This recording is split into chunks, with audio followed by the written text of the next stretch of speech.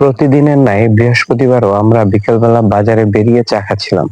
হঠাৎ করেই কে জানি বলে উঠল যে আমাদের স্থানীয় বটতলা বাজারে নাকি মেলা বসেছে। তাই উপস্থিত সকলে সিদ্ধান্ত নিলাম যে অলস সময় না কাটিয়ে যাই, একটু মেলায় ঘুরে আসি। এই কথা সেই কাজ।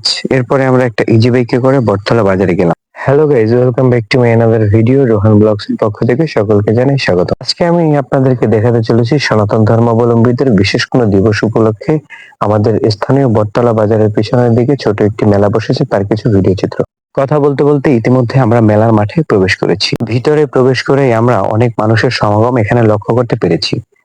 তথ্য নিয়ে জানতে পেরেছি যে এই মেলা বসেছে দুপুরের পরের দিকেই। আমরা যখন ওখানে গিয়ে পৌঁছেছি তখন সন্ধ্যার পর হয়ে গিয়েছে, তাই এখানে মানুষজনের সমাগম কিছুটা কম মনে হচ্ছে।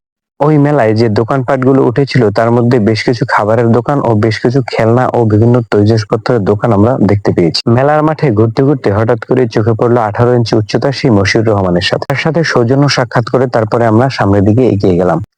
সন্ধ্যার পর হয়ে গেলেও বেশ কিছু মানুষের আনাগোনা এখানে লক্ষ্য করা গিয়েছে।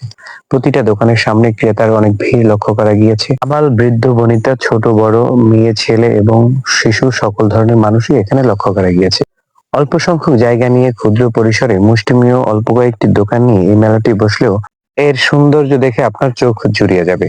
কিছুক্ষণ ঘোরাঘুরির পরে আবারও দেখা হলো আমাদের সেই মশিউর ভাইয়ের সাথে। সে পান খাচ্ছিল এবং আমাদেরকেও পান খাওয়ার অফার করছিল। ছোট আকারের এই মেলাটি আমরা বেশ কিছুক্ষণ ঘুরে ঘুরে দেখলাম এবং ভিডিও করলাম। অবশেষে মশিউরকে নিয়ে আমরা চলে আসলাম পানের দোকানে। সেখানে এসে মশিউরের পকেট থেকে টাকা বের করে দেখছিলাম যে আজকে কত টাকা সে সাহায্য পেয়েছে। এরপরে আমরা সবাই মিলে চলে গেলাম একটি লেবুর শরবতের দোকানে। সেখানে আমরা সকলে মিলে লেবুর শরবত খেলাম। অনেক গরম ছিল তাই লেবুর শরবত অনেক ভালো লেগেছিল। ভিউয়ার্স, আজকের ভিডিও এই পর্যন্তই। সকলে ভালো থাকবেন। আসসালামু আলাইকুম রহমতুল্লাহ।